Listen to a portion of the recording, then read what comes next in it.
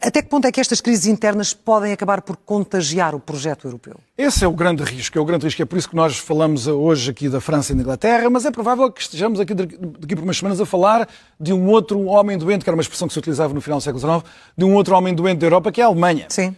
Que também tem muitas disfuncionalidades no seu sistema político e a imigração a proporcionar uma fratura social, como não havia memória na Alemanha do pós-Segunda Guerra Mundial. Mas pronto, isso teremos tempo de falar da Alemanha depois. Inglaterra e França, é mesmo isso, esse cocktail, Clara.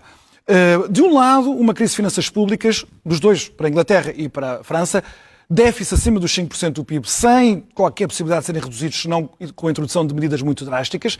No caso inglês, com a agravante do partido que está no poder, o Partido Trabalhista, ter feito promessas de aumento de despesa pública absolutamente alucinantes. E, portanto, se o Primeiro-Ministro e o Partido Trabalhista neste momento estão completamente destruídos nas sondagens, eles vão ter que trair as suas promessas eleitorais e, portanto, vão ser completamente esmagados e completamente destruídos. É preciso não esquecer que o Partido Conservador, a habitual alternativa ao Partido Trabalhista, já está destruído também. Claro. Portanto, há uma implosão do sistema político-partidário tal como nós o conhecemos em Inglaterra. Em França, há esta dificuldade de não haver promessas eleitorais para cumprir, já ninguém faz promessas, os partidos que governam já não fazem promessas em França, só os partidos dos extremos, mas há aqui uma grande agravante. Mas será que precisam? Se calhar não precisam. Fazer muitas promessas. As promessas que há em França do lado de Marine Le Pen e do lado de Mélenchon, isso continua tudo em delírio. Até serem eles a governar e haver também um choque com a realidade. Mas neste caso, a França já atingiu o seu limite de resolução do problema das finanças públicas. Quer dizer, a Inglaterra vai caminhar para um grande aumento de impostos. Não há dúvida nenhuma, já toda a gente sabe. Resta saber quais são os impostos que vão aumentar. E vai aumentar tudo, contribuições para a segurança social, tudo. Porque a Inglaterra tinha um nível de fiscalidade inferior ao francês. Neste momento, o nível de fiscalidade da França é provavelmente o maior de toda a OCDE. Já não há margem para aumentar impostos em França sem esmagar o que resta de economia funcional e até de um certo bem-estar das populações. Sempre que alguém tenta mexer nesse tal bem-estar, por exemplo, a questão das reformas foi sempre há uma revolta geral. Um beco sem saída e a mesma situação está agora em causa. Com a agravante de as lideranças estarem totalmente destruídas na sua autoridade. Keir Starmer, o primeiro-ministro inglês, está completamente destruído na sua autoridade, apesar de estar só há um ano. E, sobretudo, Macron, já nem vou falar em Bayrou, que deu uma entrevista ontem, tão desastrosa, é difícil medir o desastre que aquele homem perpetrou durante aquela hora de entrevista. Ele foi totalmente destruído pelos jornalistas, disse coisas absolutamente impensáveis, típicas de um político que está de saída. Mas Macron, e agora vai ser o grande alvo dos partidos da oposição, é um homem que também já não possui qualquer autoridade. Claro que tem legitimidade para governar, com certeza, mas a autoridade de Macron dentro da França está totalmente dizimada.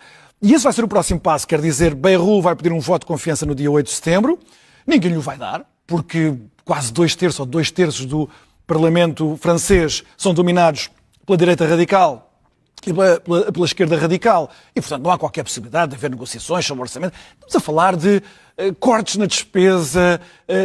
Bayrou diz que quer eliminar 1/3 dos organismos do Estado em França. Boa viagem. Quer acabar com 2 feriados nacionais, aumentar a hora semanal de trabalho, enfim, coisas que não têm qualquer possibilidade de passar no Parlamento. Portanto, ele vai cair no dia 8 de setembro e a partir daí já está uma petição a correr na Assembleia Nacional. Os partidos vão pedir a destituição de Macron. Isso seria uma grande novidade e, portanto, se juntarmos a isto, repara, uma crise de finanças públicas da austeridade, nós, portugueses, sabemos como já é um problema político gravíssimo, um problema social e político gravíssimo, difícil de gerir na governação. Quando lhe juntamos uma fratura social inédita, que foi o que a imigração em massa provocou em Inglaterra e em França, então esse é o tal coquetel explosivo. Porquê? Porque não há um mínimo de coesão social para dizer, ok, vamos fazer sacrifícios. Mas é mais conjuntural ou é um sinal de uma decadência mais profunda? É o sinal de uma decadência mais profunda que, como a Clara dizia, parece ser uma espécie de vestíbulo do que espera os outros países na Europa. Países como a Holanda, como a Alemanha, como a Áustria, como a Suécia, como a Dinamarca, que têm problemas muito parecidos. Problemas não tão graves, como a França e a Inglaterra, do ponto de vista das finanças públicas, mas a crise das finanças públicas existe, em grande medida, não só por causa do aumento da despesa pública, mas por causa da estagnação económica. França, Inglaterra e a Alemanha, já agora, e a Áustria também, são as 5 economias, ou entre as 5 economias, que menos crescem nos últimos 5 ou 6 anos na Europa. Portanto, se nós juntarmos tudo, há uma espécie de sentimento generalizado, no caso do povo inglês e do povo francês, independentemente das divisões esquerda e direita, de que não há já muito a fazer, de que os países estão decadentes. E isso é completamente diferente do que enfrentar uma crise existencial em que as pessoas estão confiantes no futuro. Portanto, nós não devemos subestimar o que está a acontecer em Inglaterra e em França, e quando nós associamos a isto o facto da autoridade das lideranças políticas estar também muito depauperada, então é mesmo um coquetel explosivo.